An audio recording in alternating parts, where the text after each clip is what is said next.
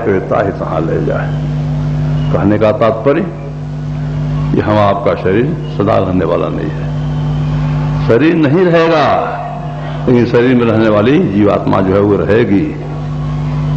रहेगी तो कहां रहेगी? इतने मर मर के गए, कहां गए?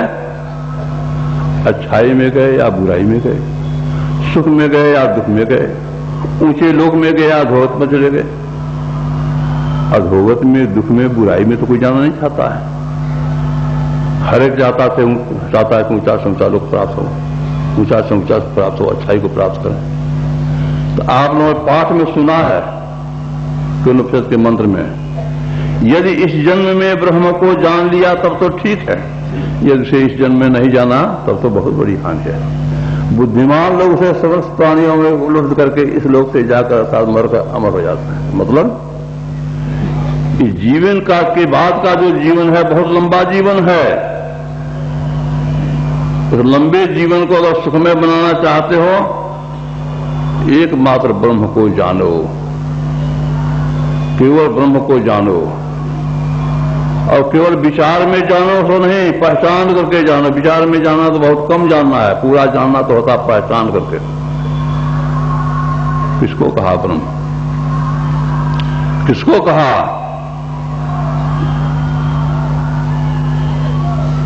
गोस्वामी तुलसीदास जी महाराज रामचरितमानस में लिखते हैं, झूठो सत्य जाहि बिन जाने, जिने भुजंग बिन रज पहचाने, जह जाने जग जाय हेराई, जागे जथा सपन भ्रम जाई, बंदों बाल रूप सोई रामू, सब सिद्ध सुलभ जपत जिस नामू।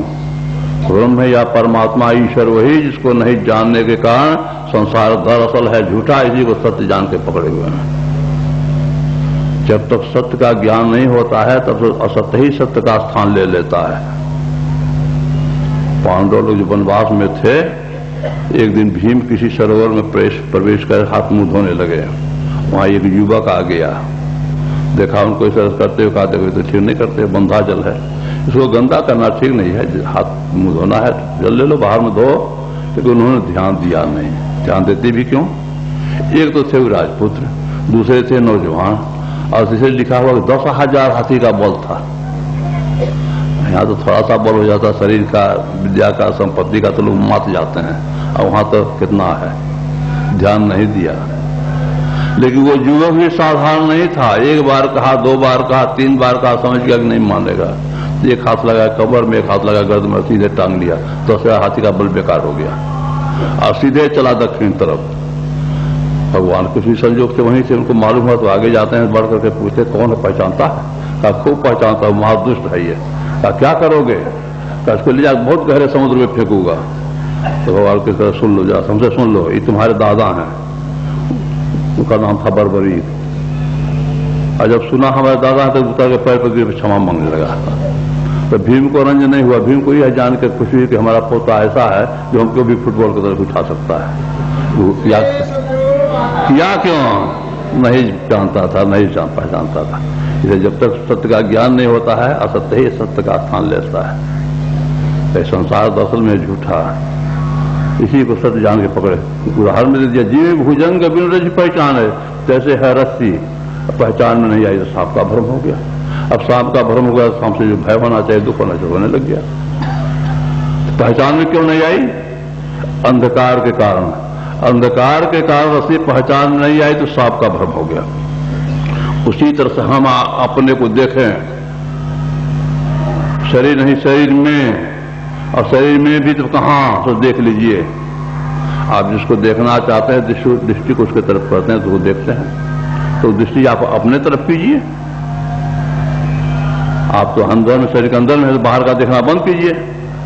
आंख बंद करके देखिए तो क्या देखते हैं? आंख बंद करके अंधकार देखता है। इसी अंधकार में पड़े रहने के कारण संसार पहचान में नहीं आ रहा है। इसी को हम लोग सत्य जान पकड़े हुए हैं। जय जाने जग जाय हेराई, जागे जैसा समझ भराई। जिसके जानने से संसार हेरा जाता है, उसी तरह जिस स्वप्न का संसार हेरा जाता है। कब? जब जग जाते हैं। जब स्वप्नावस्था हो ठीक है, मालूम पड़ता है स्वप्न झूठा है, तो तब जब समझ में आता है जब जग जाते हैं। तो स्वप्नावस्था में से तो कहां थे? जागृत अवस्था में जीव का वासा होता है आंख में। आंख तो दो है, तो दोनों किस आंख में है? ये दोनों आंख के ठीक सामने अंदर एक और आंख है जिसको शिव नेत्र कहते हैं। उसी आंख में से इस आंख में रोशनी आती है। जैसे किसी का आंख खराब हो जाती है, डॉक्टर के पास जाते हैं, कहते डॉक्टर कहता नफ्स हो गया, रोशनी नहीं आ रही, मतलब रोशनी अंदर में है, वह शिव नेत्र। शिव नेत्र इसलिए कि शिव बाबा को ही सबसे पहले उस आंख का पता लगा था। हम लोग सारे के सारे शिव बाबा की ही संतान है, उस आंख हम सबको है। जागृत अवस्था में जीव का वासा में होता है, और स्वप्न में जीव का वासा होता है कंठ में, और गहरी में जीव का वासा होता है हृदय में। तो कंठ में तो स्वप्न देखते थे, और जग गए तब जग गए जब जागृत अवस्था में आ गए, कंठ से ऊपर आ गए जागृत, पता चल गया, स्वप्न देखते थे। उसी तरह से इस कहते हैं कि ये अवस्था जो हम आपकी है, ये भी सोए पन्ने की ही अवस्था है। मोह निशा सब सोवन हारा, अब देखे सपने देख प्रभारा। अज्ञानता के नींद में हर एक सोया हुआ है, संसार स्वप्न हो रहा है। यही जग जामिन जाग ही जोगी, योगी अर्थात योग करने वाला संसार रूपी आदमी जगता है, अजग करके परमार्थी परमात्मा की तरफ जाने वाला होता है, ईश्वर सब माया का त्यागी होता है।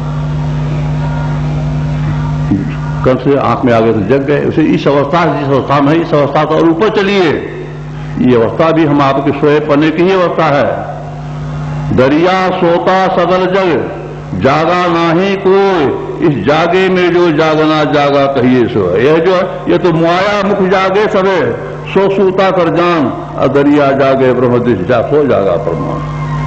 इस अवस्था से ऊपर चलिए, पता चलेगा, और तब यह भी पता चलेगा ईश्वर या परमात्मा क्या है।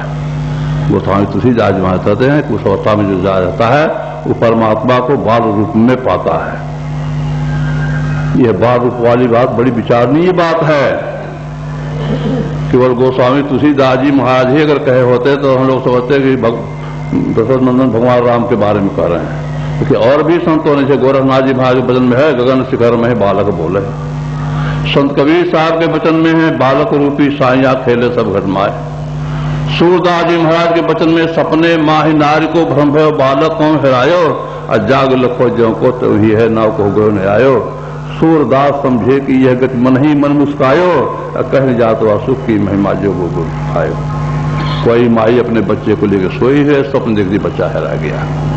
अब माई का बच्चा हेरा गया तो माई के मन कैसा बीतता है, ये बेमिसाल बात है।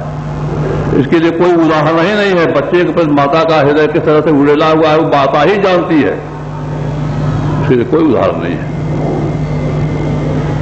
महाभारत की लड़ाई में अभिमन्यु जब मारा गया तो उसकी माता थी सुभद्रा, वो रोने लगी, और ऐसा रोने लगी सारे शरीर में तहलका मच गया। चुप कराने में सबके लोग हार गए। अंत में भगवान कृष्ण जाते हैं और कहते हैं, बहन तुम्हारा नाम है सुभद्रा और तुम रोती हो, ये तुम्हारे नाम के योग्य नहीं हुआ। नहीं, चुप हुई। फिर कहते हैं हमको लोग महायोगेश्वर कहते हैं, अब तुम महायोगेश्वर की बहन होकर मोह माया में पड़कर रही हुई, तो हमारे लिए भी कलंक की बात है। नहीं, चुप हुई। बहुत तरह से समझाया, जो भगवान कृष्ण समझाने वाले, फिर कहना ही क्या। जब किसी से नहीं चुप हुई तो कहते हैं कि अभी तुम रोने बैठी है, और जिसे तुमसे आदेश लेने आया था उसे तुमने कहा बेटा पीठ मत दिखलाना, जीत के आना तब इस माता की गोदी, अन्यथा तुम्हारे लिए धरते माता की गोदी, बेटा दूध को मत ले जाना। इसे उत्साह बजा भेजा था। अब बेटा मर गया तो रोने बैठी है। सुभद्रा कहती भैया तुम जो कहते हो तो ठीक है, कहते लेकिन पहले तुम माता बनो। अब बेटा मर जाए नहीं रो तब हमको समझाओ। ये पीठ होके भेजने वाली जो थी वो तो छतरानी था, और रोने वाली जो ही है माता। कहने का मतलब माता का हृदय कैसा होता है। और ऐसी माता देखते हमारा बच्चा खो गया, और जब जग जाती है तो बच्चे को अपने गोद में पाती है। बच्चा नहीं खाया था, मां स्वयं खो गई थी। मिसाल दिया बच्चे का, यहाँ बच्चे का मिसाल है। यहाँ गोद वाला बच्चा से मतलब नहीं है। जैसे कोई बूढ़ा है, 100 वर्ष का, 125 वर्ष का बूढ़ा है, हम आप कहते हैं बूढ़ा बाबा बालक हो गया, तो 100 वर्ष 125 वर्ष का बूढ़ा बालक कैसे हो गया? अरे उसका शरीर हो गया 100-125 वर्ष का, लेकिन स्वभाव हो गया बच्चे का। परमात्मा जो है बच्चे के स्वभाव का है। बच्चा का स्वभाव, किसी का बच्चा प्यार कीजिए आपसे लिपट जाएगा, नहीं पूछेगा हम मुझे प्यार कर रहे हैं, ऊंचे परिवार के हैं कि नीचे परिवार के हैं, पढ़े लिखे हैं कि बेपढ़े लिखे हैं, धनी है गरीब, कुछ नहीं पूछेगा। बच्चे को जो प्यार करेगा बच्चा उसे लिपटेगा। यही बात परमात्मा के संबंध है। परमात्मा जो प्रेम करेगा परमात्मा उसको मनाएगा। अगर ऐसी बात नहीं होती तो रविदास जी महाराज कभी संस्कृत से माते संत कबीर साहब, दादू पालटू, दरिया साहब भी कभी संत की श्रेणी में आते हैं। पुराण काल के समझ महाराज कभी संत की श्रेणी में आते, लेकिन कितने ऊंचे थे संत से। युधिष्ठिर महाराज ने यज्ञ किया, बहुतों को खिलाया, सरता के बिना बजाए घंटा बजेगा तो जग सब सफल बन जाएगा, घंटा नहीं बजा। युधिष्ठिर महाराज को बड़ी चिंता हुई, जाके भगवान से कहने लगे, भगवान कृष्ण, भगवान जग सफल नहीं हुआ। उन्होंने कहा कोई भक्त छूट गया होगा। उन्होंने कहा हमारे जानते कोई नहीं छूटा है। तो उन्होंने याद दिलाया काशी में रहने वाला सोपत वाल्मीकि नाम का। तो उनको होश हुआ, गए, उनको साधारण आमंत्रित करके ले आए, भोजन कराया, घंटा बज गया। अगर ऐसी बात नहीं होती, शेवरी माई कभी संत की श्रेणी में आती। शेवरी माई के कुटिया पे भगवान राम जाते हैं, वो उनकी सेवा में लग जाते हैं और अंत में हाथ जोड़ के प्रार्थना करते हैं कि विधि अस्तुत करो तुम्हारी, अधम जात में जन्मत भारी, अधम ते अधम अधमत नारी, तिनमह में मत मंद अघारी। भगवान राम का किसको तुम सुना रहे हो? चुप रहो, जो मैं कहता हूं उसको सुनो। कर ऊपर सुन भामिन बात है, हे भामिनी तो हमारी बात सुनो। सबसे पहली बात उन्होंने भामिनी कह दी।